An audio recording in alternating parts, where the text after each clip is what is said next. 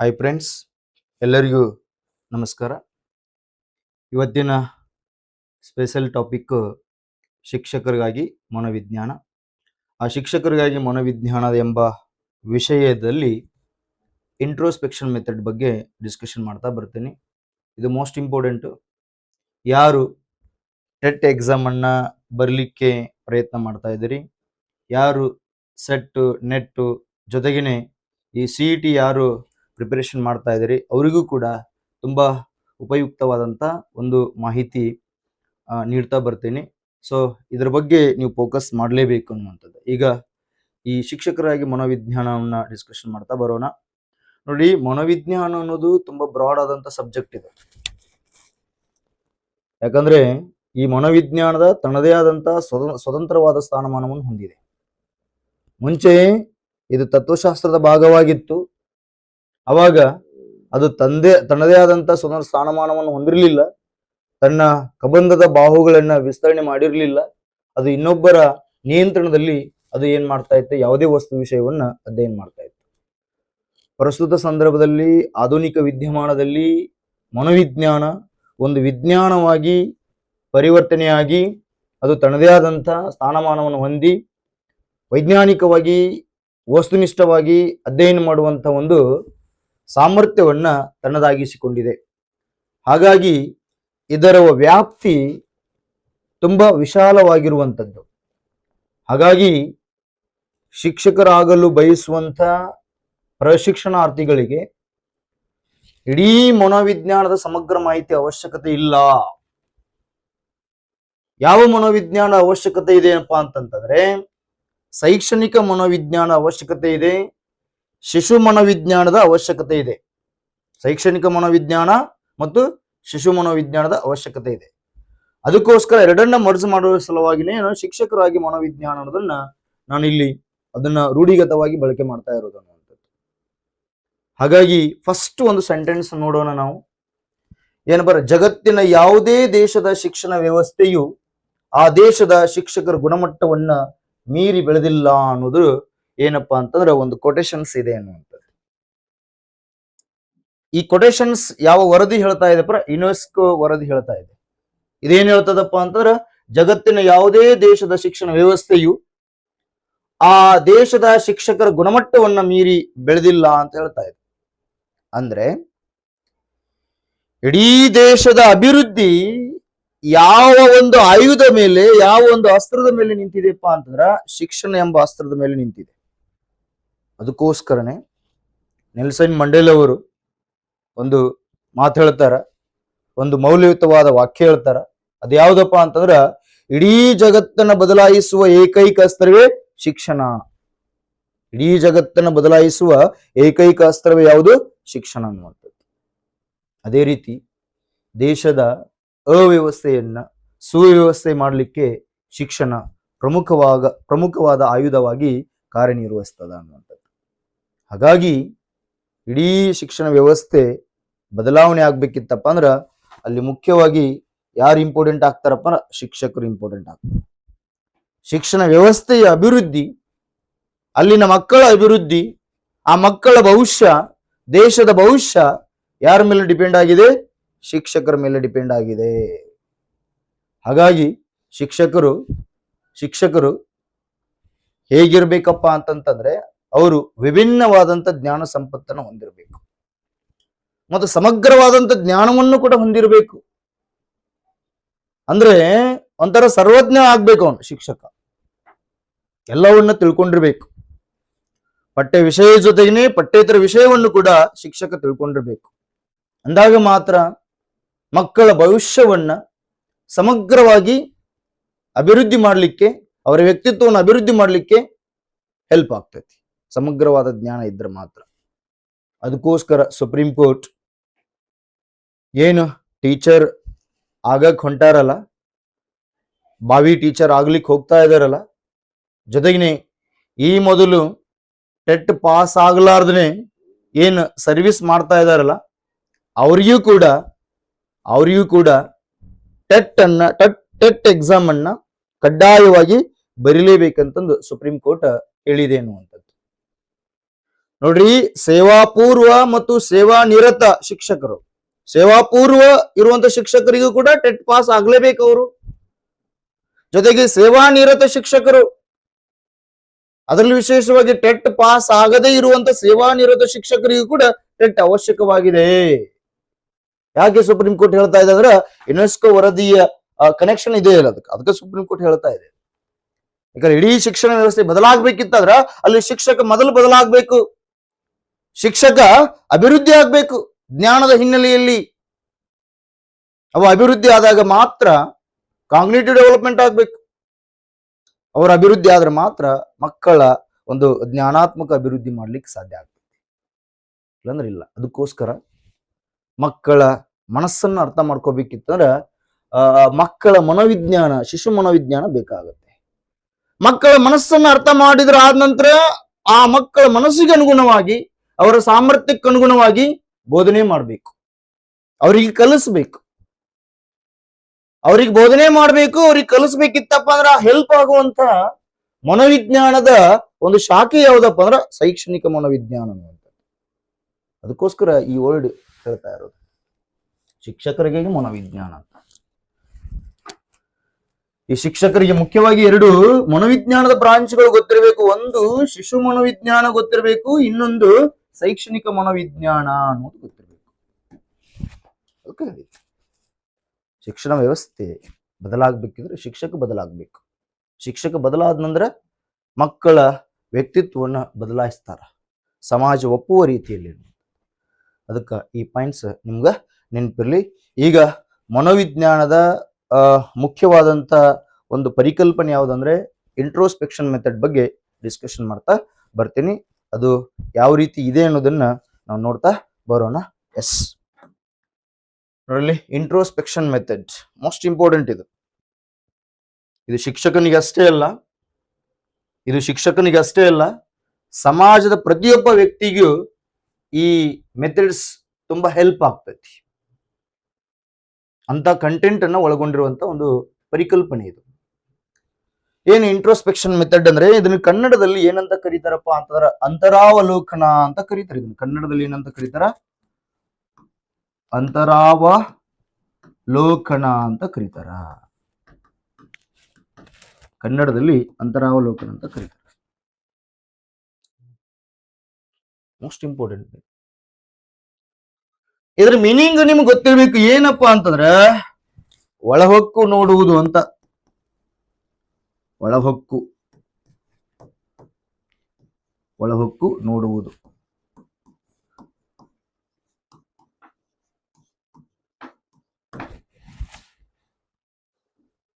ಯಾರನ್ನು ಒಳಹೊಕ್ಕು ನೋಡುವುದು ಅದು ಮೇನ್ ಇಂಪಾರ್ಟೆಂಟ್. ತನ್ನನ್ನು ತಾನು ಅಂತರ್ ಅಂದ್ರೆ ಇಂಟರ್ನಲ್ ಇರುವಂತದ್ದು. ತನ್ನನ್ನು ತನ್ನ ಸಾಮರ್ಥ್ಯವನ್ನ ತನ್ನನ್ನು ತಾನು ಅರ್ಥ ಮಾಡ್ಕೊಳ್ಬೇಕಿತ್ತಪ್ಪ ಅಂದ್ರೆ ಅವನಿಗೆ ಹೆಲ್ಪ್ ಆಗುವಂತ ಮನೋವಿಜ್ಞಾನ ವಿಧಾನ ಯಾವ್ದಪ್ಪ ಅಂತಂದಾಗ ಇಂಟ್ರೋಸ್ಪೆಕ್ಷನ್ ಮೆಥಡ್. ಅದನ್ನ ಇಂಟ್ರಾ ಅಂತ ಕರೀತಾರ, ಸ್ಪೆಕ್ಷನ್. ಇಂಟ್ರಾ ಅಂತಂದ್ರೆ ಒಳಗಿನ, ಸ್ಪೆಕ್ಷನ್ ಅಂತಂದ್ರೆ ಅಬ್ಸರ್ವೇಷನ್ಸ್. ಇಂಟ್ರಾ ಮತ್ತೆ ಸ್ಪೆಕ್ಷನ್ ಅಂತ ವರ್ಡ್ ಬರ್ತದೆ. ಇಂಟ್ರಾ ಮತ್ತೆ ಸ್ಪೆಕ್ಷನ್ ಅಂತ ವರ್ಡ್ ಬರ್ತದೆ. ವೀಕ್ಷಣೆ ಇದು ಅಬ್ಸರ್ವೇಷನ್ಸ್, ಇದು ಆಂತರಿಕವಾಗಿರುವಂಥದ್ದು. ಒಳಹೊಕ್ಕು ನೋಡುವುದು, ಒಬ್ಬ ವ್ಯಕ್ತಿ ತನ್ನನ್ನು ತಾನು ಅರಿತುಕೊಳ್ಳಿಕ್ಕೆ ಅವ ಮನೋವಿಜ್ಞಾನದ ಯಾವ ವಿಧಾನದ ಮೋರೆ ಹೋಗ್ತಾನಪ್ಪ ಅಂತಂದ್ರ ಅಂತರಾವಲೋಕನ ವಿಧಾನದ ಮೋರೆ ಹೋಗಲೇಬೇಕು. ತನ್ನನ್ನು ತಾನು ತಿಳಿದುಕೊಳ್ಳಿಕ್ಕೆ, ತನ್ನ ಸಾಮರ್ಥ್ಯವನ್ನ ಅರಿತುಕೊಳ್ಳಿಕ್ಕೆ. ಯಾಕಂದ್ರ ನಿಮಗೆ ಗೊತ್ತಿರಲಾರದಂತ ವಸ್ತು ವಿಷಯಗಳು ಬೇರೆ ಯಾರಿಗೂ ಗೊತ್ತಿರುವುದಿಲ್ಲ. ನಿಮ್ಮ ನೀರಿನಾಳ ನಿಮಗೂ ಮಾತ್ರ ಗೊತ್ತಿರ್ತದ. ಅದಕ್ಕೋಸ್ಕರನೇ ಈ ಮೆಥಡ್ ಅನ್ನ ತುಂಬಾ ಪ್ರಮುಖವಾಗಿ ನೀವು ನಿತ್ಯ ಜೀವನದಲ್ಲಿ ಕೂಡ ಅಳವಡಿಸ್ಕೊಳ್ಬೇಕಾಗುತ್ತೆ. ಒಂದು ಹೆಜ್ಜೆ ಮುಂದಿಡ್ಬೇಕಾದ್ರ 100 ಸರಿ ಯೋಚನೆ ಮಾಡಿ ಒಂದು ಹೆಜ್ಜೆ ಮುಂದಿಡ್ಬೇಕಿತ್ತಪ್ಪ. ಅಲ್ಲಿ ಯಾವ ಮೆಥಡ್ಗೆ ನೀವು ಅಪ್ಲಿಕೇಶನ್ ಆಗಿರಿಯಪ್ಪ ಅಂತಾರ ಇಂಟ್ರೋಸ್ಪೆಕ್ಷನ್ ಮೆಥಡ್. ಹೇಳ್ತಿರ್ತಾರ ಯೋಚನೆ ಮಾಡಿ ಮಾತಾಡ ಅಂತ ಹೇಳ್ತಿರ್ತಾರೆ, ಗೊತ್ತಾ? ಯೋಚನೆ ಮಾಡಿ ಮಾತಾಡ್ರಿ ಅಂತ ಹೇಳ್ತಾರೆ. ಥಿಂಕ್ ಮಾಡ್ಬೇಕು. ಥಿಂಕ್ ಮಾಡಾಕತ್ತನಂದ್ರ ತನ್ನ ಸಾಮರ್ಥ್ಯವನ್ನು ತಿಳ್ಕೊಂಡು ಮಾತಾಡ್ಬೇಕಲ್ಲಿ. ಗೊತ್ತಿರ್ತದ. ಎಕ್ಸಾಂಪಲ್ ಹೆಂಗಪ್ಪ ಅಂತಂದ್ರ, ಊಟ ಮಾಡ್ತಿರ್ತಾರೆ. ಊಟ ಮಾಡುವ ಹೊತ್ನ್ಯಾಗ ಅಡಿಗೆ ಬಡಿಸ್ಲಿಕ್ಕೆ ನಿಮ್ಮ ತಾಯಿ ಆಗಿರ್ಬೋದು, ನಿಮ್ಮ ಸಿಸ್ಟರ್ ಆಗಿರ್ಬೋದು, ನಿಮ್ಮ ಹೆಂಡತಿ ಆಗಿರ್ಬೋದು, ಯಾರೋ ಒಬ್ರು ನಿಮ್ಮ ಆತ್ಮೀಯರು ಬಡಿಸುವ ಹೊತ್ನ್ಯಾಗ ಬ್ಯಾಡ ಬ್ಯಾಡ ಬ್ಯಾಡ ಅಂತೀರ ಅವ್ರು. ಬ್ಯಾಡ ಬ್ಯಾಡ ಯಾಕಂತೀರಿ ಅಂದ್ರೆ ನಿಮ್ಮ ಸಾಮರ್ಥ್ಯ ನಿಮ್ಗೆ ಗೊತ್ತಿರ್ತದಲ್ಲಿ. ನಾನು ಎಷ್ಟು ತಿಂತೀನಿ ಅವ್ರಿಗೆ ಗೊತ್ತಿರೋದಿಲ್ಲ, ನಿಮಗ್ ಮಾತ್ರ ಗೊತ್ತಿರ್ತದ. ನಿಂದ ಎಷ್ಟು ಹೊಟ್ಟೆ ತುಂಬಿದೆ, ಎಲ್ಲಿ ಗಂಡ ಏನ ಗಂಟಲ್ತನ ಬಂದಿದೆ ಅಥವಾ ಕೈ ಹಾಕಿದ್ರೆ ಸಿಗುತ್ತಾ, ನಿನ್ಗೆ ಗೊತ್ತೈತಿ. ಹೊಟ್ಟೆ ಎಷ್ಟು ತುಂಬಿದೆ ನಿನಗೆ ಮಾತ್ರ ಗೊತ್ತಿರ್ತದೆ, ಬೇರೆದವ್ರಿಗೆ ಗೊತ್ತಿರಲ್ಲ. ಅದಕ್ಕೆ ನೀನೇ ಸಾಕಂತಿ. ಬೇರೆದ್ರೆ ಸಾಕ್ಬಿಡ ಅವಾಗ ಎಷ್ಟು ನೀಡ್ತಿ ಅಂತ ಅನ್ನೋದಿಲ್ಲ. ಬೇರೆದವರು ಸಾಕ್ಬಿಡಂತ ನೀವೇ ಅಂತೀರಿ. ಹಾಗಾಗಿ ಪ್ರತಿಯೊಂದು ಕ್ಷೇತ್ರದಲ್ಲಿ ಇಂಟ್ರೋಸ್ಪೆಕ್ಷನ್ ಮೆಥಡ್ ಅಪ್ಲಿಕೇಶನ್ ಆಗ್ತದೆ, ನೆನಪಿರಲಿ. ಹಾಗಾಗಿ ಇದು ಮೋಸ್ಟ್ ಇಂಪಾರ್ಟೆಂಟ್ ಮೆಥಡ್ಸ್. ಯಾವುದೇ ಒಬ್ಬ ವ್ಯಕ್ತಿ ಅಥವಾ ಯುವಕ ಲವ್ ಫೇಲ್ಯೂರ್ ಆಗಿ ಅವನೊಬ್ಬನೇ ಅಳಾಕತ್ತಾನ, ಪಶ್ಚಾತ್ತಾಪ ಪಡಾಕತ್ತಾನ, ನೇನ್ ಹಾಕೊಳ್ಳಿಕ್ ಹೋಗ್ತಾ ಇದ್ದಾನೆ. ಆಮೇಲೆ ನೇನ್ ಹಾಕಿಕೊಳ್ಳ ಹೋಗುದ್ ಬಿಟ್ಟು ತನ್ನನ್ನು ತಾನು ಅರಿತುಕೊಂಡು ನಾನು ತಪ್ಪು ಮಾಡಿಬಿಟ್ಟೆ, ನಮ್ಮ ತಂದೆ ತಾಯಿ ಕನಸನ್ನು ಈಡೇರಿಸಲಾರ್ದ ಸುಮ್ಮನೆ ಸಾಯ್ತಾ ಇದ್ದೀನಿ, ನಾನು ಧಾರವಾಡಕ್ಕೆ ಬಂದಿದ್ದು ಯಾವ ಉದ್ದೇಶಕ್ಕೋಸ್ಕರ, ನಾನು ಮಾಡ್ತಾ ಇರೋದು ಏನು, ಇವೆಲ್ಲವನ್ನ ನಿಮಗೆ ನೀವೇ ಪ್ರಶ್ನೆಗಳು ಹಾಕಿಕೊಂಡು ಪುನಃ ಬದಲಾವಣೆಯ ದಾರಿ ಹಿಡಿತೀರಲ್ಲ, ಆ ಬದಲಾವಣೆ ದಾರಿ ಹಿಡಿಲಿಕ್ಕೆ ಹೆಲ್ಪ್ ಆಗುವಂತ ಮನೋವಿಜ್ಞಾನದ ವಿಧಾನ ಯಾವುದಪ್ಪ ಅಂತಂದ್ರೆ ಇಂಟ್ರೋಸ್ಪೆಕ್ಷನ್ ಮೆಥಡ್. ನಿನ್ನನ್ನು ನೀನು ತಿಳಿದುಕೊಳ್ಳಿಕ್ಕೆ, ನಮ್ಮನ್ನು ನಾವು ಅರಿತುಕೊಳ್ಳಿಕ್ಕೆ. ಅದಕ್ಕೋಸ್ಕರ ಈ ಧಾರವಾಡದಲ್ಲಿ ಯೂನಿವರ್ಸಿಟಿ ಇದೆ ನೋಡ್ರಿ. ಧಾರವಾಡದಲ್ಲಿ ಒಂದು ಯೂನಿವರ್ಸಿಟಿ ಇದೆ ಅಲ್ಲ, KUD ಅಂತಂದು. ಅದರ ತೇಮ ವಾಕ್ಯ ಇದೆ ಗೊತ್ತಾ? ಆ ಧಾರವಾಡದಲ್ಲಿ ತೇಮ ವಾಕ್ಯ ಏನಿದೆಪ್ಪ ಅಂದ್ರೆ, ಧಾರವಾಡದಲ್ಲಿ ಯೂನಿವರ್ಸಿಟಿ ಇದೆಯಲ್ಲ, ಅದರ ತೇಮ್ ಇದೆ ನೋಡ್ರಿ, ಎಷ್ಟು ವಂಡರ್ಫುಲ್ ಆಗಿದೆ. ಏನಿದೆ ಅಂದ್ರೆ ಅರಿವೇ ಗುರು ಅಂತಿದೆ. ಏನಿದೆ? ಅರಿವೇ ಗುರು. ಅರಿವೇ ಗುರು.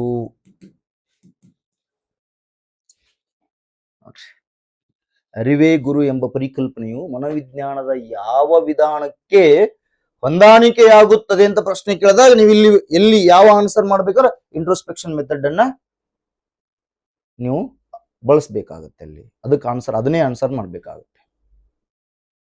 ಹಾಗಾಗಿ ಅರ್ಥ ಮಾಡ್ಕೊಳ್ರಿ.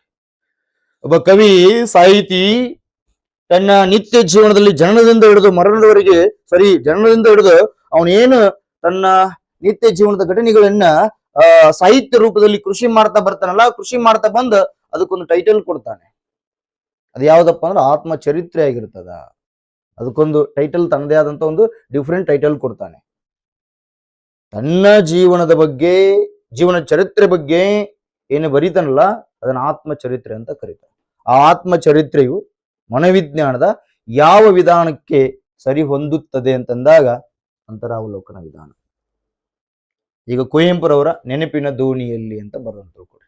ಹಾಗೆ ಕುವೆಂಪುರವರ ನೆನಪಿನ ದೋಣಿ ಎಂಬ ಆತ್ಮಚರಿತ್ರೆಯು ಮನೋವಿಜ್ಞಾನದ ಯಾವ ವಿಧಾನಕ್ಕೆ ಹೋಲಿಕೆಯಾಗುತ್ತದೆ, ಸರಿ ಹೊಂದುತ್ತದೆ ಅಂದಾಗ ಅಂತರಾವಲೋಕನ ವಿಧಾನ ಅಂತಾನ ಹೇಳ್ಬೇಕು.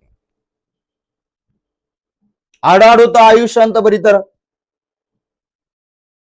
ಅವರು ಕೂಡ ಜ್ಞಾನಪೀಠ ಪ್ರಶಸ್ತಿ ಪಡೆದವರು. ನೆನಪಿನ ದೋಣಿ ಅನ್ನೋದು ಕುವೆಂಪುರವ್ರದು. ಆಡಾಡುತ್ತಾ ಆಯುಷ್ ಅನ್ನೋದು ಯಾರ್ದಪ್ಪ ಅಂದ್ರ ಗಿರೀಶ್ ಕಾರ್ನಾಡ್ ಆತ್ಮಚರಿತ್ರೆ.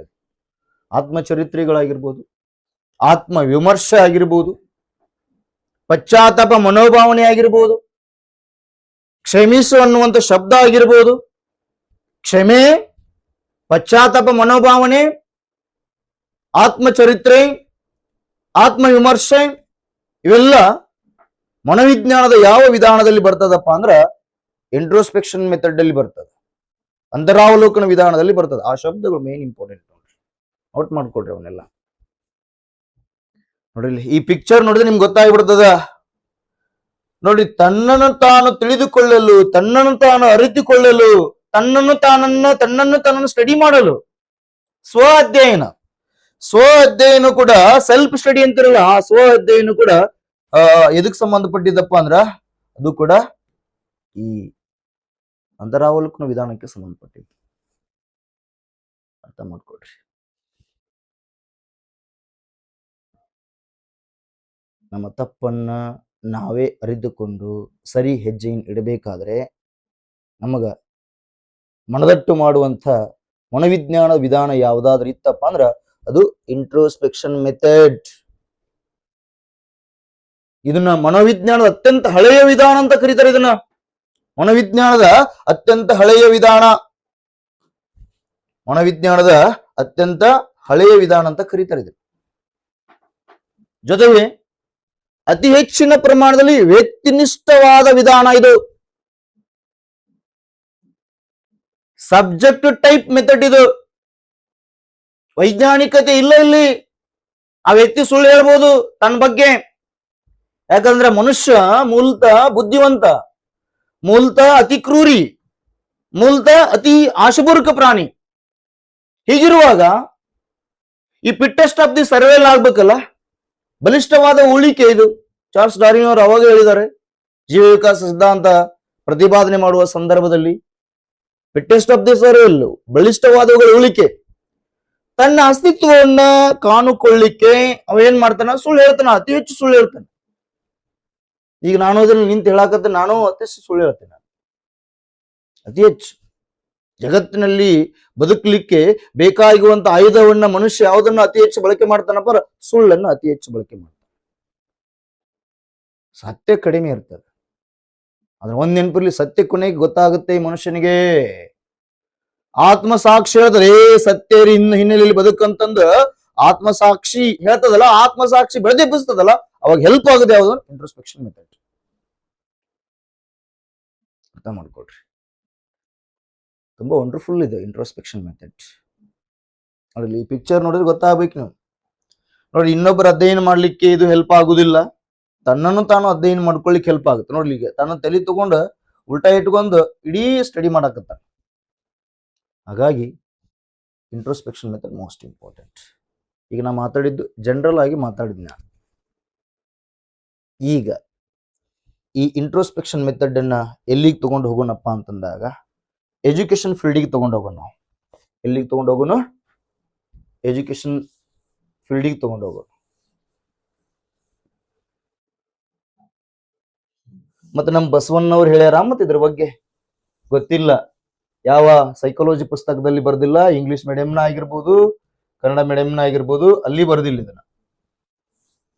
ನಮ್ಮ ಬಸವಣ್ಣವ್ರು 12ನೇ ಶತಮಾನದಲ್ಲಿ ಸಮಾಜ ಕ್ರಾಂತಿ ಹರಿಕಾರರು ಹೇಳ್ತಾರ. ಎಷ್ಟು ವಂಡರ್ಫುಲ್ ಆಗಿ ಹೇಳ್ತಾ ಬರ್ತಾರ. ಇಂಟ್ರೋಸ್ಪೆಕ್ಷನ್ ಮೆಥಡ್ ಬಗ್ಗೆನೇ ಹೇಳ್ತಾರ. ಲೋಕದ ಡೊಂಕ ನೀವೇಕೆ ತಿದ್ದಿವಿರಿ, ನಿಮ್ಮ ತನುವ ಸಂತೈಸಿಕೊಳ್ಳಿ, ನಿಮ್ಮ ಮನವ ಸಂತೈಸಿಕೊಳ್ಳಿ, ನೆರೆಮಣಿ ದುಃಖಕ್ಕೆ ಹೇಳುವವರ ಮೆಚ್ಚನ ಪರಮಾತ್ಮನ ಕೊಡಲು ಸಂಗಮ ದೈವ ಅಂತ ಹೇಳ್ತಾ ಬರ್ತಾರೆ. ಲೋಕದ ಡೊಂಕ ನೀವೇಕೆ ತಿದ್ದಿವಿರಿ, ನಿಮ್ಮ ತನುವ ಸಂತೈಸಿಕೊಳ್ಳಿ, ನಿಮ್ಮ ಮನವ ಸಂತೈಸಿಕೊಳ್ಳಿ. ನೋಡ್ರಿ, ಬೇರೆಯವ್ರ ತಪ್ಪು ನೀನು ತಿದ್ದಕ್ ಹೋಗ್ಬೇಡ ಪುಣ್ಯಾತ್ಮ. ನಿನ್ನ ತಪ್ಪು ನೀ ತಿದ್ಕೋ, ನೀನ್ ಮೊದಲು ಉದ್ಧಾರ ಆಗು, ನೀನ್ ಸರಿ ಆಗ. ಬೋಧನೆ ಮಾಡೋ ಬದ್ನಿಕಾಯಿ ತಿನ್ನಕ್ ಹೋಗ್ಬೇಡ ಅಂತಂದು ಅವಾಗ ಹೇಳಿದರು ಬಸವಣ್ಣನವರು. ಇದನ್ನ ಟಿಸ್ನರ್ ಅವ್ರು ಕೊಟ್ಟಾರ. ಇದನ್ನ ಅದಕ್ಕ ಸಹಾಯ ಮಾಡಿದವ್ರವ್ರ ವಿಲ್ ಹೆಲ್ಮ್ ಓಂಟ್, ಇದ್ರ ಪ್ರತಿಪಾದಕರು ಇವರೆಲ್ಲ ಗೊತ್ತಾಗತ್ತೆ. ನಾವು ಎಲ್ಲ ಭಯಪಟ್ಟು ಹೊಡಿಬೇಕು ನೀವು. ಟಿಸ್ನರ್ ಮತ್ತು ವಿಲ್ ಹೆಲ್ಮ್ ಓಂಟ್ ಇಂಟ್ರೋಸ್ಪೆಕ್ಷನ್ ಮೆಥಡ್ಗೆ ಕನೆಕ್ಷನ್ ತಗೊಳ್ತಾರ. ಅವ್ರು ಅವರ ಒಂದು ಥಾಟ್ಸ್ಗಳು ಇಂಟ್ರೋಸ್ಪೆಕ್ಷನ್ ಮೆಥಡ್ಗೆ ಅವ್ರ ಕನೆಕ್ಷನ್ ಬರ್ತಾವ. ಮತ್ತು ಅವ್ರ ಪ್ರತಿಪಾದಕರು ಟಿಸ್ನರ್ ಆಗಿರ್ಬೋದು ಮತ್ತು ವಿಲ್ ಹೆಲ್ಮ್ ಓಂಟ್ ಅನ್ನುವಂಥದ್ದು. ಅವ್ನು ಭಯಪಟ್ಟು ಹೊಡಿಬೇಕು ನೀವು. ಸೈಕಾಲಜಿಯಲ್ಲಿ ಯಾವತ್ತು ಚೇಂಜ್ ಆಗಲ್ಲ, ಅವುಗಳನ್ನು ಭಯಪಟ್ಟು ಹೊಡಿಲೇಬೇಕು. ಮೆಕ್ಯಾನಿಕಲ್ ಸ್ಟೇಜ್ ಅಲ್ಲಿ ಸ್ಟಡಿ ಮಾಡ್ಬೇಕು. ನಮ್ಮ ಬಸವಣ್ಣನವ್ರು ಹೇಳ್ಯಾರ ನೋಡಿ ಇಂಟ್ರೋಸ್ಪೆಕ್ಷನ್ ಮೆಥಡ್ ಬಗ್ಗೆ, ಅಂತರಾವಲೋಕನ ವಿಧಾನದ ಬಗ್ಗೆ. ಲೋಕದ ಡೊಂಕ ನೀವೇಕೆ ತಿದ್ದೀವ್ರಿ, ನಿಮ್ಮ ತನುವ ಸಂತೈಸಿಕೊಳ್ಳಿ, ನಿಮ್ಮ ಮನವ ಸಂತೈಸಿಕೊಳ್ಳಿ. ಬಸವಣ್ಣನವ್ರು ಅದಕ್ಕೋಸ್ಕರ ಸಿದ್ದರಾಮಯ್ಯ ನೇತೃತ್ವದ ಗೌರ್ಮೆಂಟ್ ಈಗಲೇ ಡಿ ಕೆ ಶಿವಕುಮಾರ್ ಬಂದಿದ್ದಾರೆ ಈಗ ಅಟ್ ಪ್ರೆಸೆಂಟ್, ಕಾಂಗ್ರೆಸ್ ಸರ್ಕಾರನೇ ಇದೆ. ಬಟ್ ಅಲ್ಲಿ ಅವಾಗನೇ ಹೇಳಿದ್ದಾರೆ ಸಿದ್ದರಾಮಯ್ಯ ಅವರು, ಅದಕ್ಕಂದ್ರೆ ಪ್ರತಿ ಗೋರ್ಮೆಂಟ್ ಕಚೇರಿಗಳಲ್ಲಿ ಬಸವಣ್ಣನವರ ಫೋಟೋ ಇಟ್ಟಿದ್ದಾರೆ ಗೊತ್ತಾ. ಅವರನ್ನ ಕರ್ನಾಟಕದ ಸಾಂಸ್ಕೃತಿಕ ನಾಯಕ ಅಂತಂದು ಏನ್ ಮಾಡಿಬಿಟ್ಟಿದಾರಪ್ಪ ಅಂದ್ರೆ ಘೋಷಣೆ ಮಾಡಿದ್ದಾರೆ. ಆ ಸ್ಟ್ಯಾಂಡರ್ಡ್ ಥಾಟ್ಸ್ ಅದಾವ. ಫಿಲಾಸಫರ್ ಜೊತೆಗೇನೆ ರಾಜಕೀಯ ತಜ್ಞನು, ಆರ್ಥಿಕ ತಜ್ಞನು, ಸಮಾಜ ಸುಧಾರಕರು ಕೂಡ ಬಸವಣ್ಣನವರು. ಹಾಗಾಗಿ ಅವರು ನೋಡಿದ್ರ ಚೇಂಜಸ್ ಆಗ್ಲಿ, ರಾಜಕಾರಣಿಗಳಾಗಿರ್ಬೋದು, ಆಡಳಿತ ಅಧಿಕಾರಿಗಳಾಗಿರೋ ಆ ಆಫೀಸಿಗೆ ಎಂಟ್ರಿ ಕೊಟ್ರು, ಸರ್ಕಾರದ ಕಚೇರಿಗಳಿಗೆ ಎಂಟ್ರಿ ಕೊಟ್ರು ಅಂದ್ರ ಆ ಫೋಟೋ ನೋಡಿ ಆದರೂ ಕೂಡ ಈ ಸಮಾಜ ಸುಧಾರಣೆ ಮನೋಭಾವನೆ ಬರಲಿ ಅನ್ನೋದು ಕಂಟೆಂಟ್ ಹಿನ್ನೆಲೆಯಲ್ಲಿ ಪ್ರತಿಯೊಂದು ಸರ್ಕಾರಿ ಕಚೇರಿಗಳಲ್ಲಿ ಏನ್ ಮಾಡಿದಾರೆ ಅಂದ್ರ ಈ ಬಸವಣ್ಣನವ್ರ ಫೋಟೋ ಇಟ್ಟಿದ್ದಾರೆ. ಅಷ್ಟು ಸ್ಟ್ಯಾಂಡರ್ಡ್ ಥಾಟ್ಸ್ ಅನ್ನು ಹೊಂದಿದವರು ಬಸವಣ್ಣನವರು.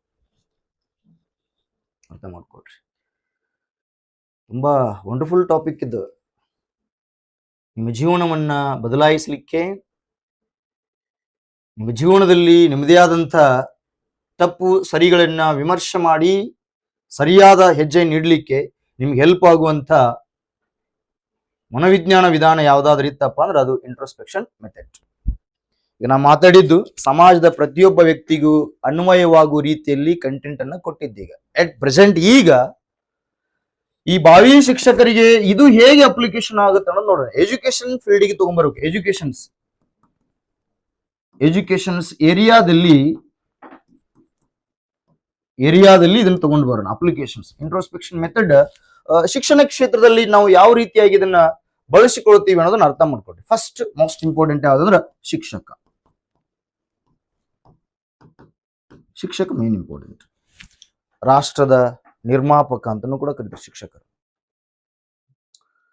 ಶಿಕ್ಷಕ ನೋಡಿಲ್ಲಿ ಇದು ಯಾವಾಗ ಹೆಲ್ಪ್ ಆಗುತ್ತಪ್ಪ ಅಂತಾರೆ ಶಿಕ್ಷಕನಿಗೆ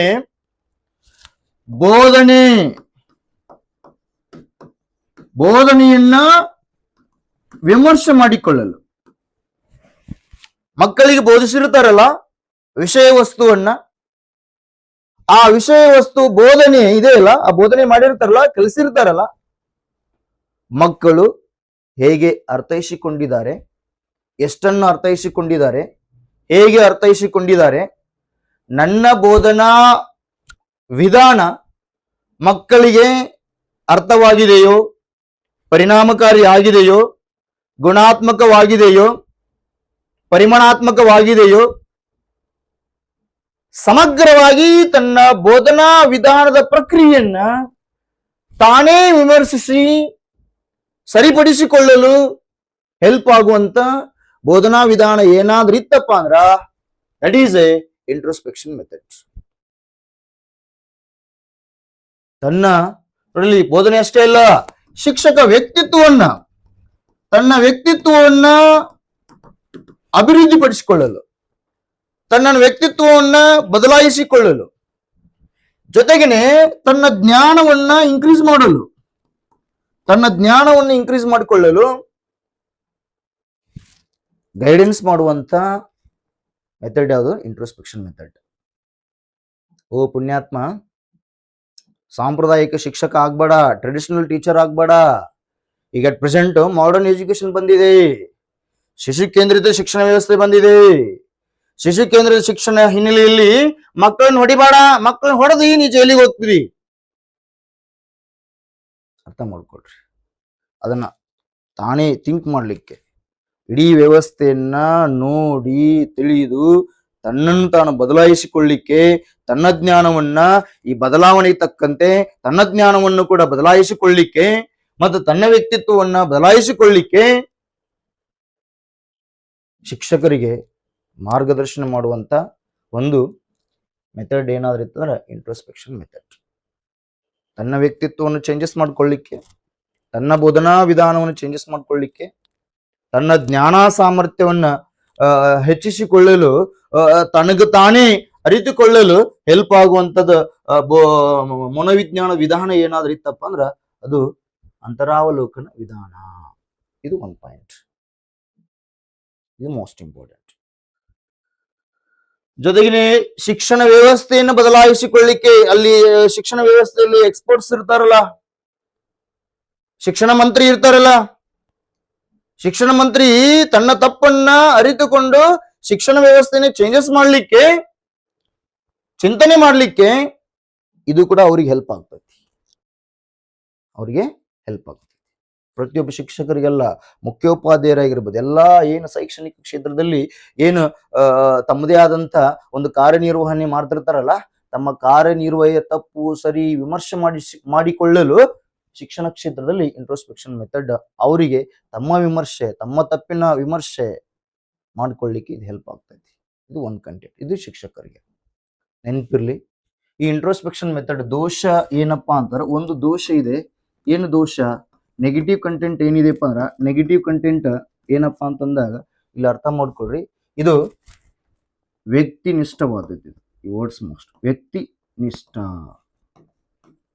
ವ್ಯಕ್ತಿನಿಷ್ಠ, ವಸ್ತುನಿಷ್ಠ ಅಲ್ಲ. ವೈಜ್ಞಾನಿಕವಾದ ವಿಧಾನವಲ್ಲ ಇದು, ಹಳೆಯ ವಿಧಾನ ಇದು. ವ್ಯಕ್ತಿ ಅಭಿಪ್ರಾಯದ ಮೇಲೆ ಡಿಪೆಂಡ್ ಆಗಿರ್ತದ. ಅವ ಏನ್ ಹೇಳ್ತಾನೆ ಅದನ್ನ ನಂಬಬೇಕು ನಾವು. ಹಾಗಾಗಿ ಅದು ವ್ಯಕ್ತಿನಿಷ್ಠ. ಒಬ್ಬೊಬ್ರು ಒಂದೊಂದು ಉದಾಹರಣೆ ಕೊಡ್ತಾರ, ಒಬ್ಬೊಬ್ರು ತಮ್ಮದೇ ಆದಂತ ಅಭಿಪ್ರಾಯವನ್ನು ಹೇಳ್ತಾ ಬರ್ತಾರ.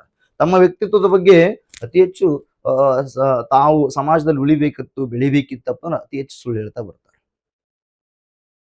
ಬಟ್ ಈ ಇಂಟ್ರೋಸ್ಪೆಕ್ಷನ್ ಮೆಥಡ್ ಯಶಸ್ವಿ ಆಗುವುದು ಯಾರಿಗಿದು ಅತಿ ಹೆಚ್ಚು ಯಶಸ್ವಿಯನ್ನ ಕಾಣ್ತದೆ, ಯಾರಲ್ಲಿ ಅತಿ ಹೆಚ್ಚು ಇದು ಯಶಸ್ವಿಯನ್ನ ಕಾಣ್ತದ ಅಂದ್ರೆ, ಯಾರಲ್ಲಿ ಇದು ಅತಿ ಹೆಚ್ಚು ಯಶಸ್ವಿಯನ್ನು ಕಾಣ್ತದಪ್ಪ ಅಂದ್ರೆ ಪ್ರಾಮಾಣಿಕ ವ್ಯಕ್ತಿಗಳು.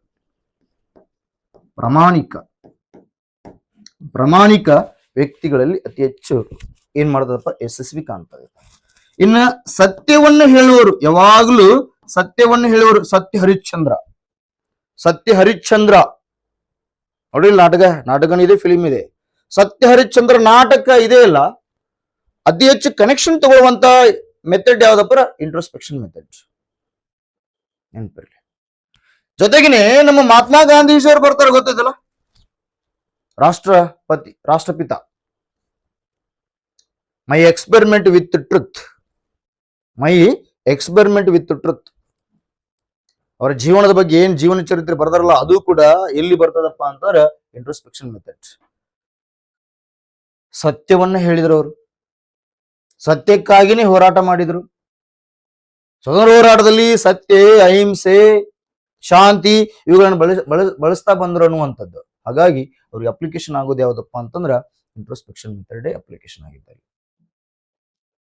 ಪ್ರಾಮಾಣಿಕ, ಸತ್ಯವಂತರು, ಜೊತೆಗೆ ಪ್ರಬುದ್ಧರು ಇರಬೇಕು. ಪ್ರಬುದ್ಧರು ಎಲ್ಲಾ ತಿಳ್ಕೊಂಡಿರ್ಬೇಕಿದ್ರ, ಪಕ್ವತೆಯನ್ನು ಹೊಂದಿರಬೇಕು, ಪಕ್ವತೆ, ಮ್ಯಾಚುರಿಟಿ ಇರಬೇಕು. ಇವರು ಮಾತ್ರ ಇದನ್ನು ಯಶಸ್ವಿಯಾಗಿ ಬಳಸಿಕೊಳ್ಳಲಿಕ್ಕೆ ಸಾಧ್ಯ ಆಗ್ತದೆ. ಪಕ್ವತೆ ಹೊಂದಿರಬೇಕು, ಪ್ರಬುದ್ಧತೆ ಇರಬೇಕು, ಸತ್ಯವನ್ನು ಹೇಳ್ತಿರ್ಬೇಕು, ಪ್ರಾಮಾಣಿಕರಾಗಿರ್ಬೇಕು. ಇವರು ಮಾತ್ರ ಈ ಮನೋವಿಜ್ಞಾನ ವಿಧಾನವನ್ನ ತುಂಬಾ ಅಚ್ಚುಕಟ್ಟಾಗಿ, ಸರಿಯಾಗಿ, ವ್ಯವಸ್ಥಿತವಾಗಿ, ನೈಜವಾಗಿ ಬಳಸಿಕೊಳ್ಳಲಿಕ್ಕೆ ಸಾಧ್ಯ ಆಗ್ತದೆ. ಇಲ್ಲಂದ್ರೆ ಇಲ್ಲ. ಇದು ನೆನಪಿರಲಿ. ಇನ್ನೊಂದು ಪಾಯಿಂಟ್ ಏನಪ್ಪಾ ಅಂತಂದಾಗ, ಈ ವಿಧಾನ, ಈ ಮನೋವಿಜ್ಞಾನ ವಿಧಾನ ಶೈಕ್ಷಣಿಕ ಕ್ಷೇತ್ರದಲ್ಲಿ ಈ ಪ್ರತಿಭಾವಂತರು ಚೆನ್ನಾಗಿ ಬಳಸಿಕೊಳ್ತಾರೆ ಇದನ್ನ. ಸೃಜನಶೀಲ ವಿದ್ಯಾರ್ಥಿಗಳು, ಸೃಜನಶೀಲ ವಿದ್ಯಾರ್ಥಿಗಳು, ಪ್ರತಿಭಾವಂತ ವಿದ್ಯಾರ್ಥಿಗಳು, genius students and creativity students, ಜೊತೆಗಿನೇ ಸರಾಸರಿ ಬುದ್ಧಿಶಕ್ತಿ ಹೊಂದಿದ ವಿದ್ಯಾರ್ಥಿಗಳು ಕೂಡ, ಅತ್ಯಂತ ಕಡಿಮೆ ಪ್ರಮಾಣದಲ್ಲಿ ಬಳಕೆ ಮಾಡ್ತಾರೆ ಇವರು ಈ ಇಂಟ್ರೋಸ್ಪೆಕ್ಷನ್ ಮೆಥಡ್ ಅನ್ನ.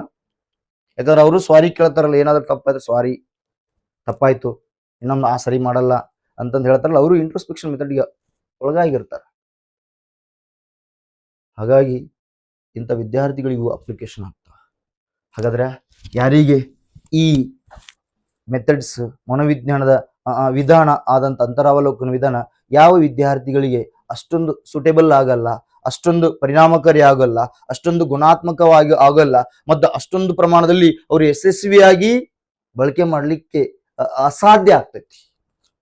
ಎಂತವ್ರಪ್ಪ ಅಂತಂದ್ರ ಈ ಮಾನಸಿಕ ಅಸ್ವಸ್ಥತೆಯನ್ನು ಹೊಂದಿದವರು, ಮಂದಮತಿಗಳು, ದಡ್ಡರು, ಮೂಢರು, ಬುದ್ಧಿಮಾಂದ್ಯ ಮಕ್ಕಳು, ಬುದ್ಧಿಮಾಂದ್ಯ ಮಕ್ಕಳು ಮೆಂಟಲ್ ರಿಟರ್ಡ್ ಚಿಲ್ಡ್ರನ್ಸ್ ಅಂತ ಬರ್ತಾರೆ. ಐಕ್ಯೂ ಮಟ್ಟ ಕಡಿಮೆ ಇರ್ತದ ಅವ್ರದ್ದು. ದಡ್ಡರು, ಮೂಢರು, ಪೆದ್ದರು, ಮಾನಸಿಕ ಅಸ್ವಸ್ಥತೆಯನ್ನು ಹೊಂದಿದವರು. ಇಂಥ ಮಕ್ಕಳು ಇದನ್ನು ಸರಿಯಾಗಿ ಬಳಕೆ ಮಾಡ್ಲಿಕ್ಕೆ ಆಗುದಿಲ್ಲ ಅವರಿಗೆ. ಯಾಕೆ? ಚಿಂತನೆ ಬೇಕಲ್ಲ, ಪ್ರಬುದ್ಧತೆ ಬೇಕಲ್ಲ ಇದನ್ನು ಬಳಕೆ ಮಾಡ್ಕೊಳ್ಬೇಕಾದ್ರೆ. ಹಾಗಾಗಿ ಇವರಿಗೆ ಯಶಸ್ವಿಯಾಗಿ ಈ ವಿಧಾನವನ್ನ ಬಳಸಿಕೊಳ್ಳಲು ಅಸಾಧ್ಯ ಆಗ್ತದೆ, ಸಾಧ್ಯ ಇಲ್ಲ ಅವರಿಗೆ, ನೆನಪಿರಲಿ. ಮತ್ತೆ ಕೆಳಹಂತದ ವಿದ್ಯಾರ್ಥಿಗಳಿಗೆ ಅಂತಂದಾಗ ಅರ್ಥ ಮಾಡ್ಕೊಳ್ರಿ, ಈ 1ನೇ ತರಗತಿ ವಿದ್ಯಾರ್ಥಿಗಳಂತಿದ್ದಾರೆ, LKG ವಿದ್ಯಾರ್ಥಿಗಳಿದ್ದಾರೆ, LKG UKG ವಿದ್ಯಾರ್ಥಿಗಳಿದ್ದಾರೆ. ಈ LKG UKG ವಿದ್ಯಾರ್ಥಿಗಳಿಗೆ ಇಂಟ್ರೋಸ್ಪೆಕ್ಷನ್ ಮೆಥಡ್ ಅನ್ನು ಬಳಕೆ ಮಾಡ್ಲಿಕ್ಕೆ ಆಗುದಿಲ್ಲ. ಇನ್ನು ಪಕ್ವತೆ ಹೊಂದಿಲ್ಲ, ಅವರು ಪ್ರಬುದ್ಧರಾಗಿಲ್ಲ,